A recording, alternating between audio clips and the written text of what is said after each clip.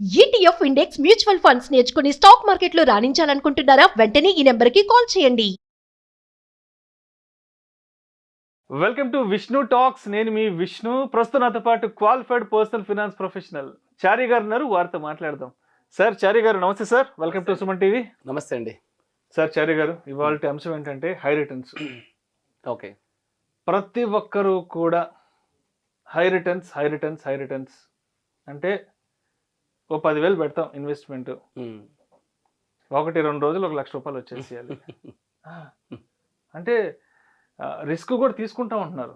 అంటే మేము రిస్క్ తీసుకోవడానికి కూడా రెడీగా ఉన్నాము, తక్కువ ఇన్వెస్ట్మెంట్ పెడతాము, పెద్ద మొత్తంలో రిటర్న్స్ చేతికి రావాలి. అంటే ఇలాంటి ధోరణి ఎక్కువైపోతుంది కదా. ఏంటి అసలు హై రిటర్న్స్ అనే దానికి ఏంటి అసలు సరైన ప్రామాణికం ఏంటి? ఎంత రిటర్న్స్ వస్తే మనకు ఒక మంచి రిటర్న్, ఒక గుడ్ రిటర్న్ చేతికి వచ్చినట్టు అంటారు? యా, మీరు మంచి పాయింట్ అండి. ఇది యాక్చువల్గా హై రిటర్న్స్ బ్యాచ్ అంటాం మేమైతే. యాక్చువల్గా హై రిటర్న్స్ బ్యాచ్ అంటారు వీళ్ళంతా. అదొక కేటగిరీ ఆఫ్ పీపుల్ అయిపోయారు ఇది. సో యాక్చువల్గా మనకి అంటే because of lack of awareness అండి, ఎడ్యుకేషన్ సరిగా లేక ఏంటంటే ఎక్కడో 1000లో 10,000 మందికి ఒక్కరికి ఎక్కడో ఆ హై రిటర్న్ అనే వర్డ్ కనిపించి దాన్ని ఎవరో అడ్వర్టైజ్మెంట్ చేయడము, నేను హై రిస్క్ తీసుకుంటాను, నాకు అగ్రెసివ్ కావాలి అని అంటారు. యాక్చువల్గా వీళ్ళ గ్రోత్ని ఎవరో స్టాప్ చేయట్లేదండి, వాళ్ళ గ్రోత్ని వాళ్ళే స్టాప్ చేసుకుంటారు. ఇప్పుడు ఒక కంపెనీ ఉందండి, వాళ్ళ బాస్ ఏం చేశాడంట అంటే మీరు చేస్తున్న అభివృద్ధిని, మిమ్మల్ని మీరు మీ అభివృద్ధిని అంతా కూడా మీరు గ్రో కాకుండా ఆపే ఒక వ్యక్తిని ఇవాళ చంపేయబడ్డాను, ఆయన శవపేటికలో ఆయన తీసుకొస్తున్నారని చెప్పేసి స్టాఫ్ అందరికి చెప్పారంట. మన అభివృద్ధిని అడ్డుకునే వాళ్ళు ఎవరు, అంతా ఇది చేసే వాళ్ళు ఎవరు అని చెప్పి స్టాఫ్ అందరూ వచ్చి చూడడం స్టార్ట్ చేశారంట. ఆ శవపేటిక డోర్ ఓపెన్ చేయగానే అందులో పెద్ద అద్దం ఉందంట. వీళ్ళు తొంగి చూస్తా ఉంటే వాళ్ళే కనిపిస్తున్నారు, వాళ్ళ ముఖాలు వాళ్ళకే కనిపిస్తున్నాయి. అంటే దాని అర్థం ఏంటంటే వాళ్ళ అభివృద్ధిని వేరే ఎవడో ఆపట్లేదు, వాళ్ళ అభివృద్ధిని వాళ్ళే ఆపుకుంటున్నారు. ఇలాగా ఈ హై రిటర్న్ బ్యాచ్ కూడా ఏమవుతుందంటే వాళ్ళ రిటర్న్స్ని వాళ్ళే ఆపుకుంటున్నారండి, వాళ్ళు గ్రో అవ్వకుండా వాళ్ళే ఆపుకుంటున్నారు. Because of lack of education. నేను ట్రేడింగ్లోకి వెళ్ళిపోతాను, నేను ట్రేడింగ్ కోర్స్ తీసేసుకుంటాను. కోర్స్ తీసేసుకొని చేస్తే వచ్చేదండి? దానికంటూ ఒక పెద్ద స్టడీ కావాలి, దానికంటూ చాలా ఎడ్యుకేషన్ కావాలి, చాలా నాలెడ్జ్ కావాలి. ఓకే. అసలు కోవిడ్ టైంలో అయితే ఇంకా విపరీతంగా అయిపోయారు. అయితే ఏం కోరుకుంటున్నారు వీళ్ళు యాక్చువల్గా? Aggressive, very aggressive. Okay. Very aggressive and high return రెండు వేరండి. నేను హై రిస్క్ తీసుకుంటాను, హై అగ్రెసివ్గా ఉంటానని కోరుకోవడం వేరు, నేను హై రిటర్న్స్ రావాలి నాకు అని కోరుకోవడం వేరు. హై రిటర్న్స్ రావాలి అంటే కనీసం దానికి సొల్యూషన్ ఉంది. నేను ఈ రెండింటికి చాలా చాలా చాలా డిఫరెన్స్ ఉంటుంది. నేను మీకు క్లియర్గా ఎక్స్ప్లెయిన్ చేస్తాను.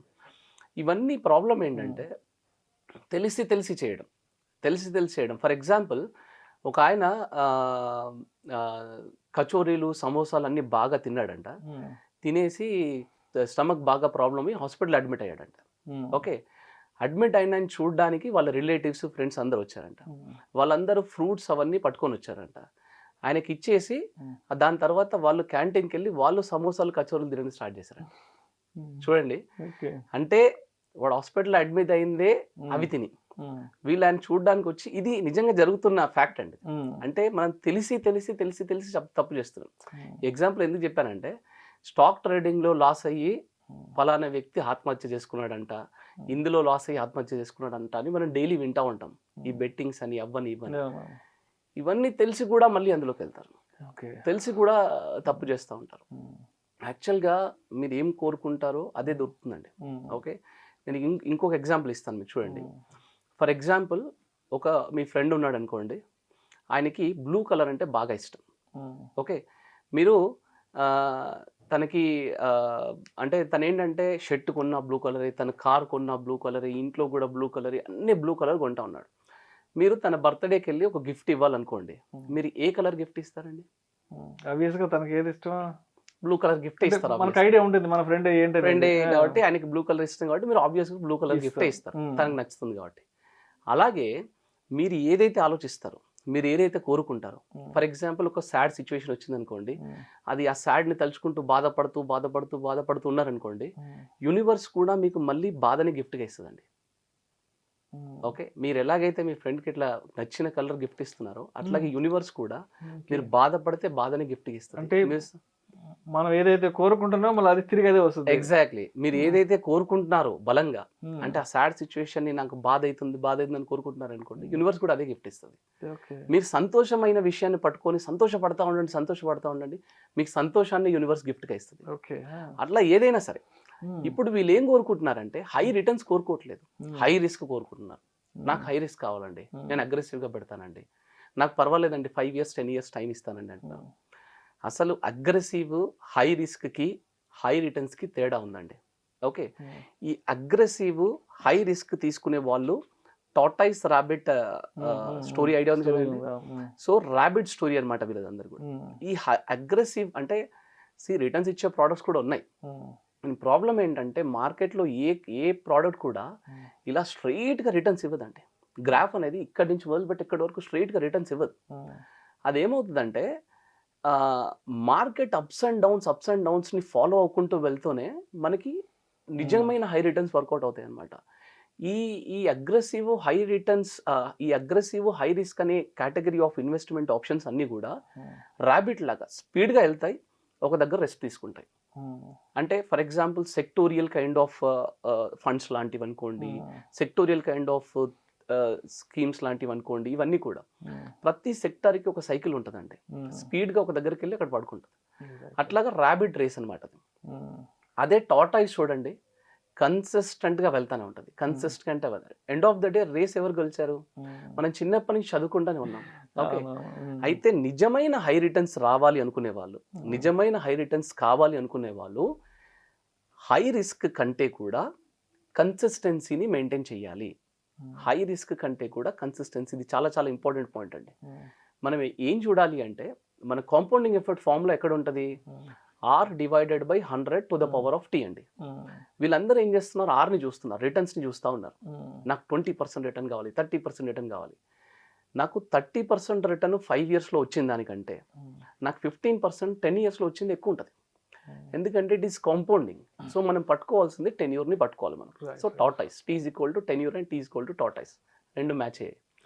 సో బేసిక్గా మనం ఏం చేయాలి అంటే నిజమైన హై రిటర్న్స్ కావాలి అనుకునే ప్రతి వ్యక్తి కూడా ఫస్ట్ ఆఫ్ ఆల్ తనకున్న డ్రీమ్ని ఆన్ పేపర్ పెట్టాలి. ఆన్ పేపర్ పెట్టి దాన్ని ప్రాక్టికాలిటీలోకి తీసుకురావాలి. తీసుకొచ్చి అప్పుడు నేను ఏ పొజిషన్లో ఉన్నాను, నేను ఏ పొజిషన్కి వెళ్తూ ఇన్వెస్ట్ చేసుకుంటూ వెళ్ళాలి. సపోజ్ మీరున్నారు ఒక 20 years నేను జాబ్ చేసింది చాలండి, నాకు 20 years, నా ఏజ్ 50 వచ్చేసరికి నాకు 10 కోట్లు కావాలి, 5 కోట్లు కావాలనేది ఒక డ్రీమ్ ఉందనుకోండి మీకు. ఆ డ్రీమ్ని ఆన్ పేపర్ తీసుకురావాలి. మీకు థాట్ని స్లోగా ప్రాక్టికాలిటీలోకి తీసుకురావాలి. తీసుకొచ్చి కన్సిస్టెన్సీ ఇన్వెస్ట్మెంట్స్ని ఇన్వెస్ట్ చేసుకుంటూ వెళ్ళాలి. అక్కడ మీకు 12 to 15% రిటర్న్ వర్కౌట్ అయిన 20 yearsలో that will be very high return. అంతేగాని ఇవాళ డబ్బు ఇన్వెస్ట్ చేసేసి నాకు మీరు అన్నట్టు మరుసటి రోజు 10,000 పెడితే ₹1,00,000 కావాలన్నది ఫస్ట్ ఆఫ్ ఆల్ ఆ థాట్ ప్రాసెస్ రాంగ్ అండి. అందులోకి దయచేసి వెళ్ళకండి. అగ్రెసివ్ అండ్ హై రిస్క్ ఇవి వేరు, హై రిటర్న్స్ వేరు. సో అగ్రెసివ్ హై రిస్క్ అనేవి మాత్రం మీకు ర్యాబిట్ రేస్ లాగా ఉంటుంది, పరిగెట్టి పడుకుంటుంది. టార్టాయిస్ మన కన్సిస్టెన్సీ పర్ఫార్మెన్స్ అనేది టార్టాయిస్ లాగా వెళ్తుందండి. లాంగ్ టర్మ్ కన్సిస్టెంట్ని సెలెక్ట్ చేసుకోండి, హై రిటర్న్స్ ఆటోమేటిక్గా వస్తాయి. మీకు ఆ బ్లూ కలర్ ఎగ్జాంపుల్ చెప్పాను కదండి, యద్భావం తద్భవతి. మీరు ఏం కోరుకుంటున్నారు? మీరు కోరుకునే కోరికలోనే ప్యూరిటీ ఉండాలండి. మీకు హై రిటర్న్స్ కావాలి అని కోరుకోండి, అప్పుడు మీకు ఇలాంటి కన్సిస్టెన్సీ రేంజ్కి వెళ్తారు. అంతేగాని నాకు హై రిస్క్ కావాలి, నాకు హై అగ్రెసివ్ కావాలి అనుకుంటే మీకు హై అగ్రెసివ్ హై రిస్క్ వస్తుంది తప్ప హై రిటర్న్ రాదు.